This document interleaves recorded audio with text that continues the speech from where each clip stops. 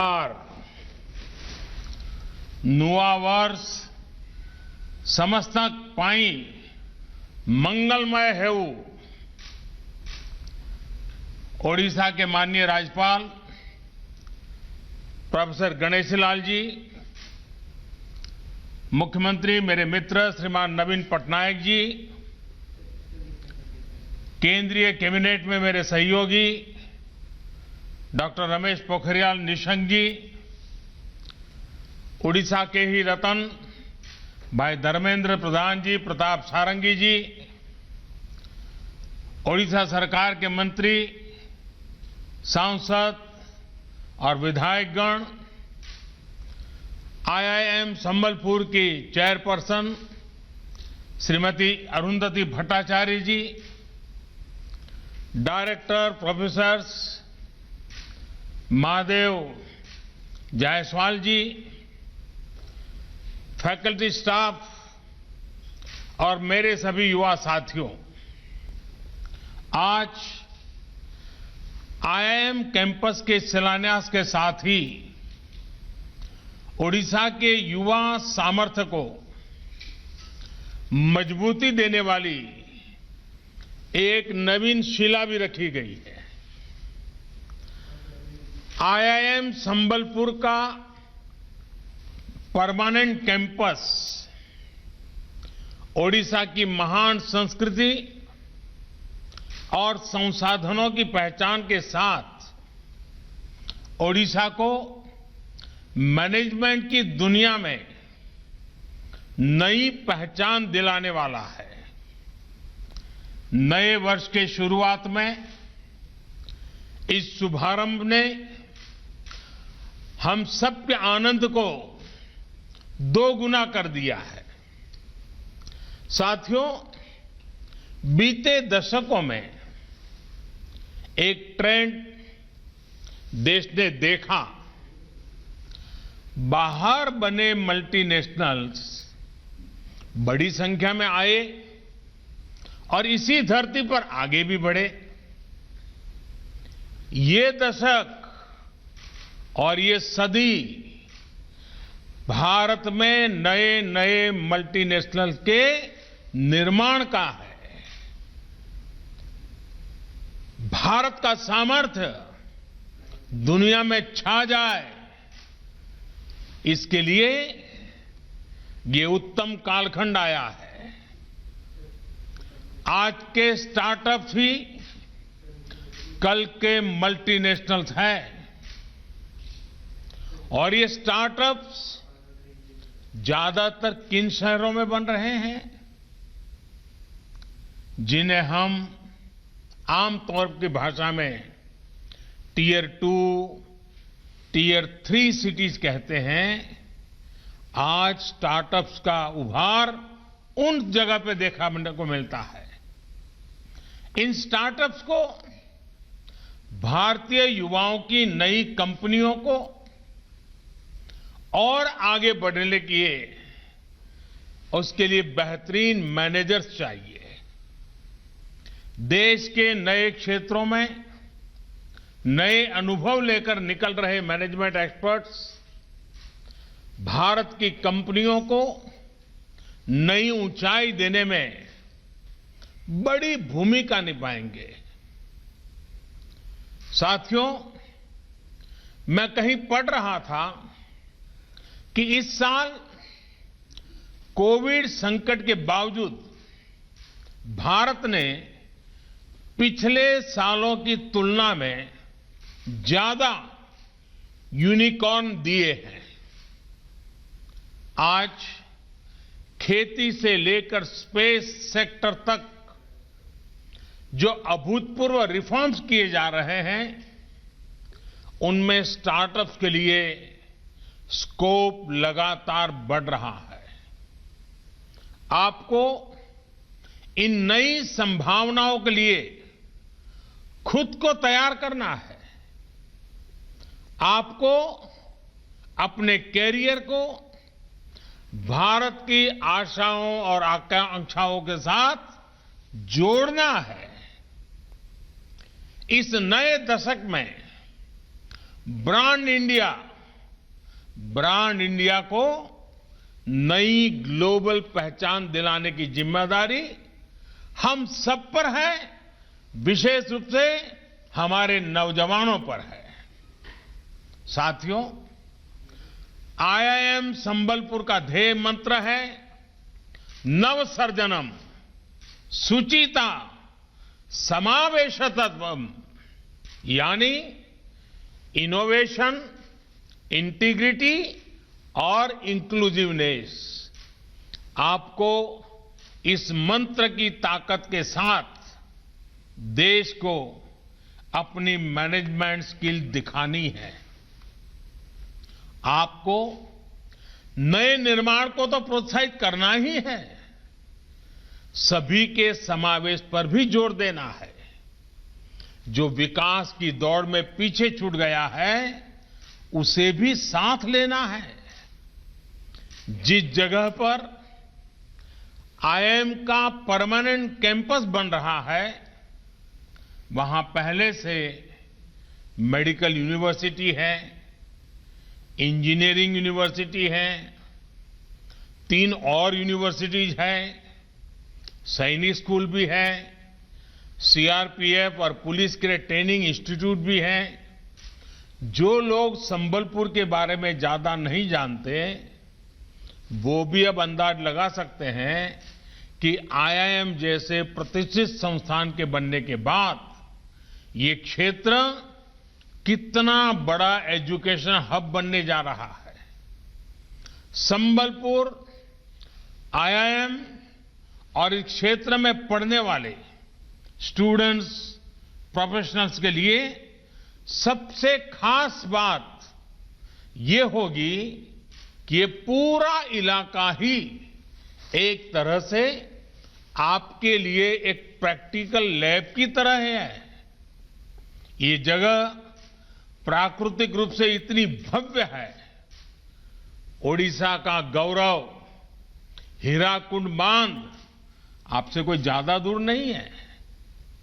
बांध के पास देवरीगढ़ सेंचुरी अपने आप में खास तो है ही, इसके बीच में वो पुण्य स्थान भी है जिसे वीर सुरेंद्र साईं जी ने अपना बेस बनाया था।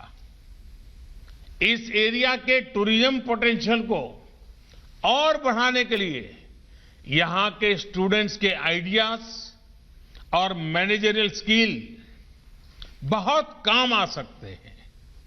ऐसे ही संबलपुरी टेक्सटाइल भी देश विदेश में मशहूर है। बांदा इक्कत फैब्रिक, उसका यूनिक पैटर्न, डिजाइन और टेक्सचर बहुत ही खास है। इसी तरह इस क्षेत्र में हैंडीक्राफ्ट का इतना काम होता है। सिल्वर फिलिग्री, पत्थरों पर नक्काशी, लकड़ी का काम, ब्रास का काम, हमारे आदिवासी भाई बहन भी इसमें बहुत पारंगत है। आईआईएम के छात्र छात्राओं के लिए संबलपुर के लोकल को वोकल बनाना उनका एक अहम दायित्व है। साथियों, आप ये भी भलीभांति जानते हैं कि संबलपुर और उसके आसपास का इलाका अपनी मिनरल और माइनिंग स्ट्रेंथ के लिए भी जाना जाता है। हाई ग्रेड आयरन हो, बॉक्साइट, क्रोमाइट, मैंगनीज, कोल, लाइमस्टोन से लेकर गोल्ड, जेमस्टोन, डायमंड, यहां की प्राकृतिक संपदा को अनेक गुना बढ़ाते हैं। देश के इन नेचुरल एसेट्स को बेहतर मैनेजमेंट कैसे हो, कैसे ये पूरे क्षेत्र का विकास करें, लोगों का विकास करें, इसे लेकर भी आपको नए आइडियाज पर काम करना है। साथियों, ये मैंने आपको कुछ ही उदाहरण दिए हैं ओडिशा में वन संपदा, खनिज, रंगबती संगीत, आदिवासी आर्ट और क्राफ्ट, स्वभाव कवि गंगाधर मेहर की कविताएं क्या नहीं है ओडिशा के पास। जब आप में से अनेक साथी संबलपुरी टेक्सटाइल या फिर कटक की फिलीग्री कारीगरी उसको ग्लोबल पहचान दिलाने में अपने कौशल का इस्तेमाल करेंगे, यहां के टूरिज्म को बढ़ाने के लिए काम करेंगे, तो आत्मनिर्भर भारत अभियान के साथ ही ओडिशा के विकास को भी और गति मिलेगी और नई ऊंचाई मिलेगी। साथियों, लोकल को ग्लोबल बनाने के लिए आप सभी आईआईएम के युवा साथियों को नए और इनोवेटिव समाधान तलाशने हैं। मुझे विश्वास है हमारे आईआईएम्स आत्मनिर्भरता के देश के मिशन में स्थानीय उत्पादों और अंतर्राष्ट्रीय कोलैबोरेशन के बीच ब्रिज का काम कर सकते हैं। आप सभी का जो इतना विशाल और दुनिया के कोने में फैला अलुमनाई नेटवर्क है, वो भी इसमें बहुत मदद कर सकते हैं। साल 2014 तक हमारे यहां 13 आईआईएम थे, अब देश में 20 आईआईएम है। इतना बड़ा टैलेंट पूल आत्मनिर्भर भारत अभियान को बहुत विस्तार दे सकता है। साथियों, आज दुनिया में अपॉर्चुनिटीज भी नहीं है, तो मैनेजमेंट की दुनिया के सामने चैलेंजेस भी नए हैं। इन चैलेंजेस को भी आपको समझना होगा। अब जैसे एडिटिव प्रिंटिंग या तो 3D प्रिंटिंग पूरी प्रोडक्शन इकोनॉमी को ही चेंज कर रही है। अभी आपने न्यूज में सुना होगा, पिछले महीने ही एक कंपनी ने चेन्नई के पास एक पूरी 2 मंजिला इमारत को ही 3D प्रिंट किया है। जब जब प्रोडक्शन के तरीके बदलेंगे तो लॉजिस्टिक्स और सप्लाई चेन से जुड़ी व्यवस्थाओं में भी बदलाव होगा। इसी तरह टेक्नोलॉजी आज हर जियोग्राफिकल लिमिटेशंस को दूर कर रही है। एयर कनेक्टिविटी ने 20वीं सदी के बिजनेस को सीमलेस बनाया, तो डिजिटल कनेक्टिविटी 21वीं सदी के बिजनेस को ट्रांसफॉर्म करने वाली है। वर्क फ्रॉम एनीवेयर के कंसेप्ट से पूरी दुनिया ग्लोबल विलेज से ग्लोबल वर्क प्लेस में बदल गई है। भारत ने भी इसके लिए हर जरूरी रिफॉर्म बीते कुछ महीनों में तेजी से किए हैं। हमारी कोशिश है कि हम ना सिर्फ समय के साथ चले, बल्कि समय के पहले चलने की भी कोशिश करें। साथियों, जैसे काम के तरीके बदल रहे हैं, वैसे ही मैनेजमेंट स्किल्स की डिमांड भी बदल रही है। अब टॉप डाउन या टॉप हैवी मैनेजमेंट के बजाय कोलैबोरेटिव, इनोवेटिव और ट्रांसफॉर्मेटिव मैनेजमेंट का समय है। ये कोलैबोरेशन अपनियों के साथियों के साथ जरूरी है ही, बॉट्स और एल्गोरिथम्स भी अब टीम मेंबर्स के रूप में आपके साथ है। इसलिए आज जितना ह्यूमन मैनेजमेंट जरूरी है, उतना ही टेक्नोलॉजिकल मैनेजमेंट भी आवश्यक है।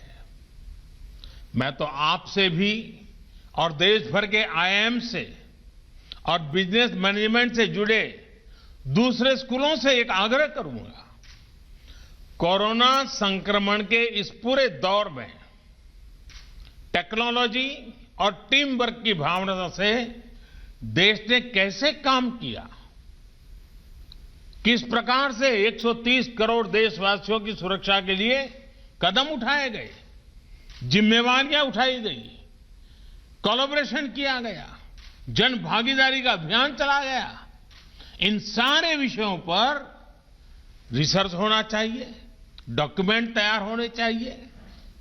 130 करोड़ के देश ने कैसे समय समय पर इनोवेट किया, कैपेसिटी और कैपेबिलिटी को कैसे भारत ने बहुत कम समय में ही एक्सपांड किया, इनसे मैनेजमेंट का बहुत बड़ा सबक है। कोविड के दौरान देश ने पीपीई किट का, मास्क का, वेंटिलेटर का परमानेंट सॉल्यूशन निकाल दिया है। साथियों, हमारे यहां एक परंपरा बन गई थी कि प्रॉब्लम सॉल्विंग के लिए शॉर्ट टर्म अप्रोच अपनाई जाए। देश अब उस सोच से बाहर निकल गया है। अब हमारा जोर तत्कालिक जरूरतों से भी आगे बढ़कर लॉन्ग टर्म सॉल्यूशन पर है और इसमें मैनेजमेंट का भी एक बहुत अच्छा सबक सीखने को मिलता है। हमारे बीच में अरुंधति जी मौजूद है। देश में गरीबों के लिए जनधन खातों के लिए किस तरह की प्लानिंग हुई, किस तरह इंप्लीमेंटेशन हुआ, इसका मैनेजमेंट किया गया, इस पूरे प्रोसेस की तो वो भी गवा रही हैं, क्योंकि उस समय वो बैंक संभालती थी। जो गरीब कभी बैंक के दरवाजे तक नहीं जाता हो, ऐसे 40 करोड़ से ज्यादा गरीबों के बैंक अकाउंट खोलना इतना भी आसान नहीं है। और ये बातें मैं आपको इसलिए बता रहा हूं क्योंकि मैनेजमेंट का मतलब बड़ी बड़ी कंपनियां संभालना ही नहीं होता। सच्चे अर्थ में तो भारत जैसे देश के लिए मैनेजमेंट का मतलब जिंदगियां संभालना भी होता है। मैं आपको एक और उदाहरण देता हूं और ये इसलिए अहम है कि ओडिशा के ही संतान भाई धर्मेंद्र प्रधान जी की इसमें बड़ी भूमिका रही है। साथियों, हमारे देश में रसोई गैस आजादी के करीब करीब 10 साल बाद आ ही गई थी, लेकिन बाद के दशकों में रसोई गैस एक लग्जरी बन गई, रहीशी लोगों की प्रतिष्ठा बन गई। लोगों को एक गैस कनेक्शन के लिए इतने चक्कर लगाने पड़ते थे, इतने पापड़ बेलने पड़ते थे और फिर भी उन्हें गैस नहीं मिलती थी। हालत ये थी कि साल 2014 तक, आज से 6 साल पहले 2014 तक देश में रसोई गैस की कवरेज सिर्फ 55% थी, 55% थी। जब अप्रोच में परमानेंट सॉल्यूशन का भाव न हो तो यही होता है। 60 साल में रसोई गैस की कवरेज सिर्फ 55%। अगर देश इसी रफ्तार से चलता तो सबको गैस पहुंचने में ये शताब्दी भी आधी और बीत जाती। 2014 में हमारी सरकार बनने के बाद हमने तय किया कि इसका परमानेंट सॉल्यूशन करना ही होगा। आप जानते हैं आज देश में गैस कवरेज कितनी है? 98% से भी ज्यादा, 98% से भी ज्यादा। और यहां मैनेजमेंट से जुड़े आप सभी लोग जानते हैं कि शुरुआत करके थोड़ा बहुत आगे बढ़ना आसान होता है, असली चैलेंज होता है कवरेज को 100% बनाने में। साथियों, फिर सवाल ये है कि हमने ये कैसे प्राप्त किया, कैसे अचीव किया। ये आप मैनेजमेंट के साथियों के लिए बहुत अच्छी केस स्टडी है। साथियों, हमने एक तरफ प्रॉब्लम को रखा, एक तरफ परमानेंट सॉल्यूशन को रखा। चुनौती थी नए डिस्ट्रीब्यूटर्स की। हमने 10,000 नए गैस डिस्ट्रीब्यूटर कमीशन किए। चुनौती थी बॉटलिंग प्लांट कैपेसिटी की। हमने देश भर में नए बॉटलिंग प्लांट लगाए, देश की क्षमता को बढ़ाया। चुनौती थी इंपोर्ट टर्मिनल कैपेसिटी की। हमने इसे भी सुधारा। चुनौती थी पाइपलाइन कैपेसिटी की। हमने इस पर भी हजारों करोड़ रुपए खर्च किए और आज भी कर रहे हैं। चुनौती थी गरीब लाभार्थियों के चयन की। हमने ये काम भी पूरी पारदर्शिता से किया। विशेष तौर पर उज्ज्वला योजना शुरू की। साथियों, परमानेंट सॉल्यूशन देने की इसी नीयत का नतीजा है कि आज देश में 28 करोड़ से ज्यादा गैस कनेक्शन है। 2014 से पहले देश में 14 करोड़ गैस कनेक्शन थे। सोचिए, 60 साल में 14 करोड़ गैस कनेक्शन। हमने पिछले 6 वर्षों में देश में 14 करोड़ से ज्यादा गैस कनेक्शन दिए हैं। अब लोगों को रसोई गैस के लिए भागना नहीं पड़ता, चक्कर नहीं लगाना पड़ता। यहां उड़ीसा में भी उज्ज्वला योजना की वजह से करीब करीब 50 लाख गरीब परिवारों को गैस कनेक्शन मिला है। इस पूरे अभियान के दौरान देश ने जो कैपेसिटी बिल्डिंग की, उसी का नतीजा है कि उड़ीसा के 19 जिलों में सिटी गैस डिस्ट्रीब्यूशन नेटवर्क तैयार हो रहा है। साथियों, ये उदाहरण मैंने आपको इसलिए भी समझाया क्योंकि जितना आप देश की जरूरतों से जुड़ेंगे, देश की चुनौतियों को समझेंगे, उतने ही अच्छे मैनेजर्स भी बन पाएंगे और उतने ही अच्छे उत्तम सॉल्यूशन भी दे पाएंगे।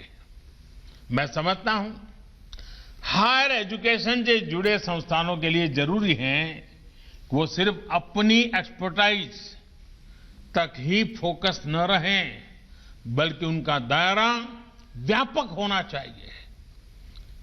इसमें बड़ी भूमिका वहां पढ़ने आने वाले स्टूडेंट्स की होती है।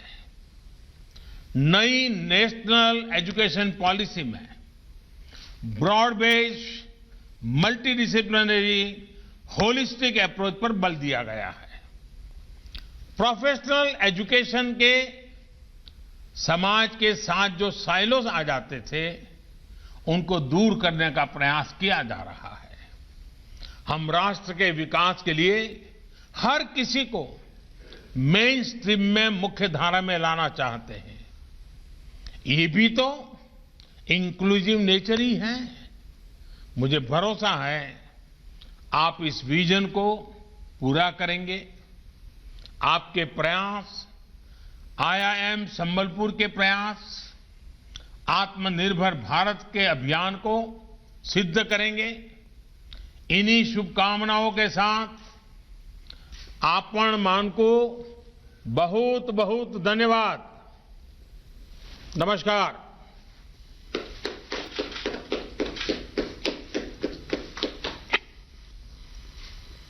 आईआईएम संबलपुर के कैंपस का जो है देखिए एक तरह से शिलान्यास किया गया। वीडियो कॉन्फ्रेंसिंग के जरिए यहाँ पर प्रधानमंत्री नरेंद्र मोदी जुड़े थे, आधारशिला उन्होंने रखी और बहुत सारी बातों का जिक्र किया। कहा कि भारत के लिए उत्तम कालखंड यहाँ पर जो है वो शुरू हो चुका है और जो आज के स्टार्टअप्स हैं वो कल के उद्यमी बनेंगे। साथ ही साथ प्रधानमंत्री नरेंद्र मोदी ने आगे कहा कि संबलपुर जो है वो बड़ा एजुकेशनल हब यहाँ पर बनता जा रहा है। लोकल को वोकल बनाना, एक बार फिर से देखिए जो यहाँ पर एम्फेसिस था, जो जोर था वो प्रधानमंत्री नरेंद्र मोदी ने लोकल को वोकल बनाने पर भी दिया। तो देश के प्रधानमंत्री को आप सुन रहे थे और ना सिर्फ ये बड़ी बातें बल्कि देश में और क्या क्या विकास कार्य हुए हैं और कैसे उसका फायदा लोगों तक पहुंच रहा है, चाहे वो शिक्षा हो उसकी कैसे उड़ान भरी जा रही है, इसके अलावा गैस कनेक्शन को लेकर ये तमाम जो महत्वपूर्ण बातें देश में हुई हैं उसको लेकर उन्होंने बाकायदा 6 सालों का लेखा जोखा जो है वो दर्शकों के सामने, वो देश की जनता के सामने रखा और बड़ा कार्यक्रम और उस कार्यक्रम की बड़ी बातें भी हम आप तक पहुँचा रहे हैं। मौके बढ़े तो चैलेंज भी बढ़े हैं, ये उनकी बड़ी बातें। नए निर्माण के साथ नए समावेश पर भी जोर दिया जा रहा है। न्यू इंडिया में शिक्षा की नई उड़ान है, सुधारवादी फैसलों से विकल्प बढ़े हैं।